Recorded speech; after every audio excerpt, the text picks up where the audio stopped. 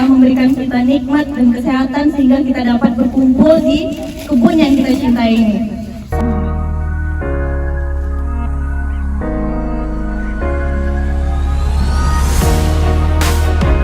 Assalamualaikum warahmatullahi wabarakatuh. Waalaikumsalam warahmatullahi wabarakatuh. Yang kita hormati Bapak Ibu kelompok wanita tani ya. Yang kita hormati juga ada Pak RT tadi, mana Pak RT-nya?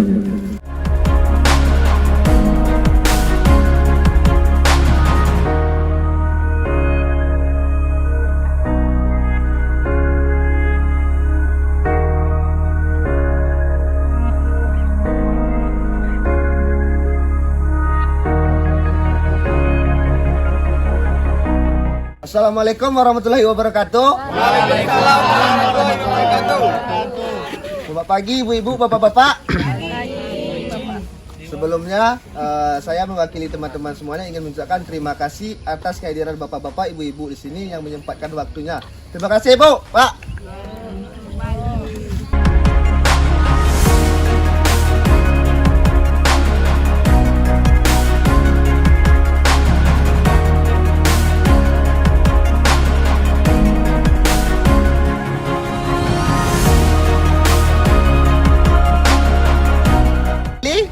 Apakah ibu sudah tahu kenapa dinamakan tanaman toga? Menurut ibu sendiri, apa itu tanaman toga itu sendiri? Belum tahu. Apa tuh? Obat keluarga. Kalau dalam artiannya, tanaman toga itu adalah tanaman hasil budidaya rumahan yang bisa menghasilkan khasiat obat. Tanaman toga ini ada beberapa jenis, Bu. Ada sekitar 13 atau 15-an yang biasa ditanam di rumahan. Di sini kami hanya mengambil 5 sampel saja. Yang pertama jahe merah, yang kedua kunyit, yang ketiga serai, yang keempat temulawak, dan yang terakhir adalah lengkuas. Dan garis besar cara penanamannya dulu. Di halaman terakhir modul. Ya. Dalam penanaman toga ini kita bahasa di sini apa? Rimpang ya Bu? Jahe itu kan yang jadi jahe itu yang di bawah dalam tanah Bu. Kalau di kampung saya namanya rimpang sih, nggak tahu kalau di sini apa namanya. Nah, jadi pemilihannya Bu, rimpang yang besar. Jika ibu telah memilih bibit rimpang tersebut, alangkah lebih baiknya jika ibu semai atau dipanaskan 1 atau 3 hari di bawah sinar terik matahari Bu. Tapi jangan sampai kering ya Bu. Kalau sampai kering tuh tidak bisa tumbuh lagi Bu. Jadi contohnya kayak gini. Coba kasih lihat. Nih. Ini contoh bibit jahe merah Bu. Jika nanti sudah disemai akan tumbuh. Yang jenis mutiara aja Bu, yang lebih gampang dicari di tempat-tempat tani ya. Baiklah.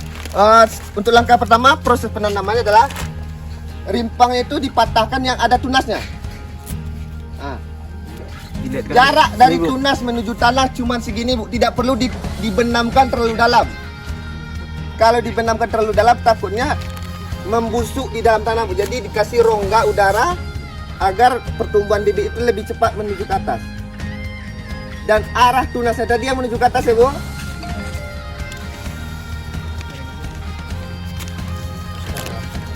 Ini aja.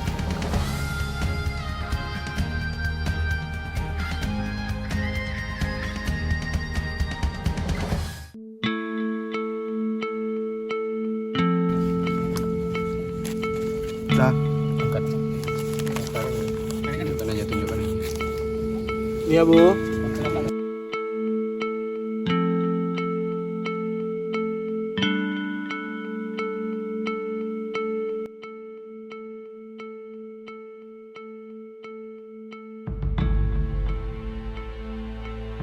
Ada orang salah sangka menyamakan temulawak dengan jahe.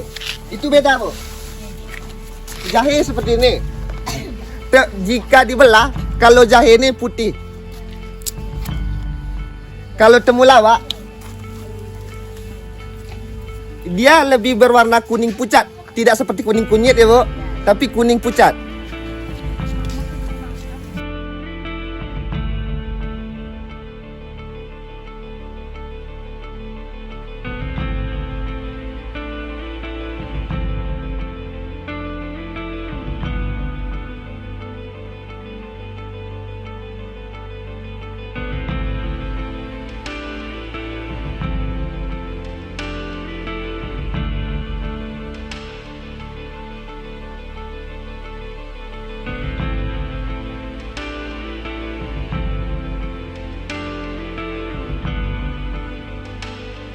tinggal diratakan di atas segini Bu.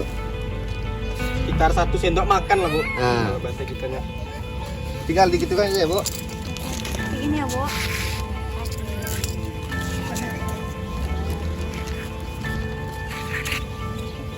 Dan ini nih sudah seminggu kami diamkan dan sudah mulai bertunas di bawahnya Bu.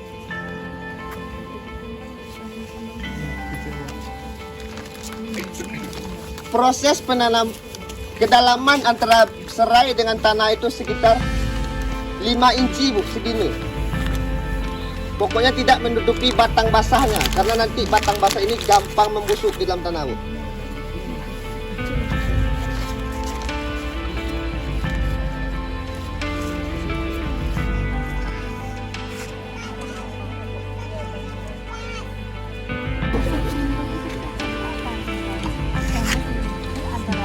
Sakit limpa itu antara ulu hati dengan ulu hati. Ya, tapi tidak ke lambung dan ke arah ulu hati. Ya, lebih cenderung ke ulu hati dia. Tapi belum sampai ke kronis Bu. Kalau beda lah Bu. Limpa itu kalau dalam biologinya cuma segini besarnya.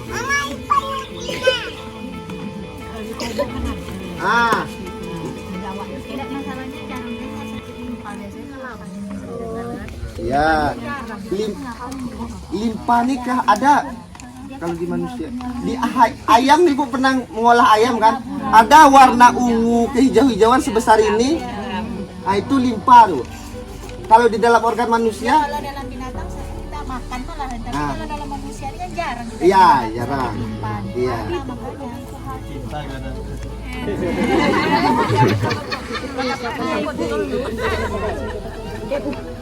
Saki apa Pak Lura? Enggak Bu, cuman di atasnya aja. Ini nanti Bu kalau udah mulai tumbuh tunas barunya, dia tunas barunya dari samping. Iya. Nanti ini bakal mati sendiri. Yang induknya mati baru nanti tumbuh. Limit dosis dah ada. Cuman kan sebenarnya kalau di pupuk mutiara ini kan sebenarnya untuk orang yang pembibitan yang bukan toga sih sebenarnya itu yang batang mangga, batang jambu, ya ibarat itu yang batang bernilai komersial, yang berbatang. Makanya, jadi tadi kan maka saya bilang jika tidak ada sekam, maka dibantu dengan pupuk mutiara saja Bu. Kalau sekam itu kan, kalau sekam nanti kan sekali dicampur sama tanah ya Bu. Jadi Bu. Tapi saya pribadi merekomendasikan yang bibit tunas karena tingkat hidupnya lebih tinggi Bu. Soalnya lengkuas nih kan tunasnya kan berserat Ibu tahu kan, berserat, ada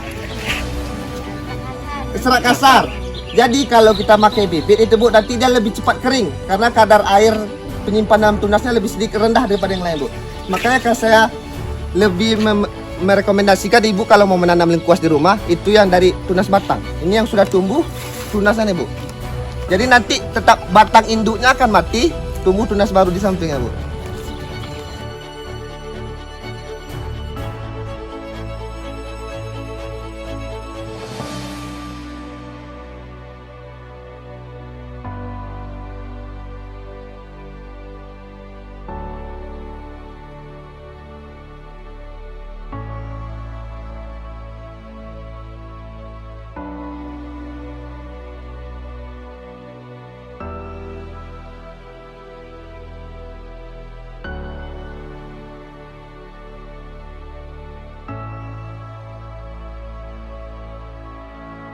Induknya akan mati. Yang kita tanam pasti akan mati. Nanti tumbuh tunas baru. Jadi ini yang nanti akan menjadi lengkuas bawah.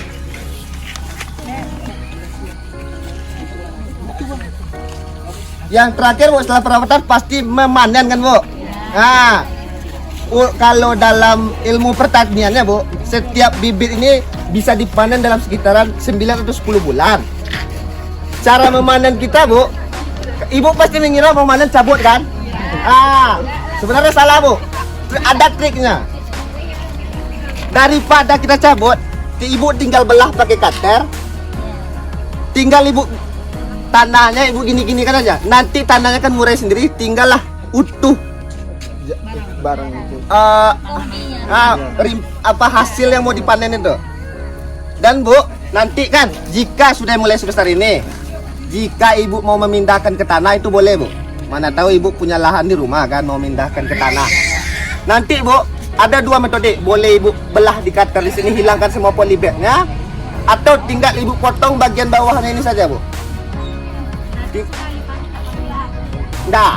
Tapi bisa ibu sisakan untuk bibit lagi, bibit baru mungkin dari sekian kilo ibu ambil ber. Itu dia Bu, makanya kami lebih cenderung prosesnya dalam polybag. Kami kemarin rencanakan mau penanaman di tanah nih Bu. Tapi kayaknya lebih simpel dan lebih sederhana, kayaknya lebih gampang dimengerti pakai polybag ya Bu. Jadi bisa diletakkan di depan-depan rumah gitu ya Bu, untuk mengisi-ngisi lahan kosong di depan rumah ya Bu. Jadi pokoknya Bu, kalau ibu merasa udah besar kali batu, udah menyemak lah ya, bisa ibu pindahkan ke tanah dari polybag. Tapi Bu, kalau kunyit serai itu kan barangnya tidak besar-besar kali Bu. Jadi dalam polybag itu bisa. Yang susah tuh nanti temulawak sama lengkuas. Ya kan? Itu nanti besar ya Bu. Jadi rumpun. Satu segini ada batang itu kan satu-satu nih Bu. Tapi akarnya jadi akar dasar di bawahnya besar Bu. Jadi kalau ibu patahkan pun satu-satu tidak ada pengaruh dengan. Ini kan kalau ibu mau persis banyak nih Bu. Kan buat pasti ada hama. Hama pertama itu boleh hama tanaman, hama serangga. Kalau hama serangga pasti ke daunnya Bu. Ibu pernah lihat gigi-gigit bolong-bolong? Itu bisa dikasih insektisida. Kalau di pertanian ibu bisa cari pembasmi serangga. Itu ada salah satu contoh insektisida di gambar bagian belakang Bu. Itu di toko-toko tani ada. Bisa bukan air sabun sih Bu. Versi kesehatan tidak higienis tuh Bu. Nah, kalau dalam versi kesehatan, cuma kalau versi mama-mama kata itu penyedap rasa kan? Betul. Termasuk penyedap rasa tuh katanya. Jadi kalau kita kan namanya penyuluhan, kita harus memberikan yang sesuai anjuran kan Bu. Apa Bu? Itu Bu ada di bagian belakang Bu. Contoh insektisida Bu. Itu kalau ini kan versi itunya Bu, versi modern.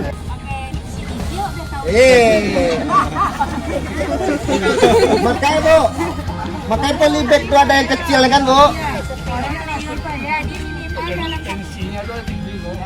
Dalam satu polybag itu 3 boleh Wak? Tidak boleh Bu. 2 aja. Satu Bu. Makanya Bu, polybag itu tidak usah beli yang besar, kan ada ukuran ya Bu.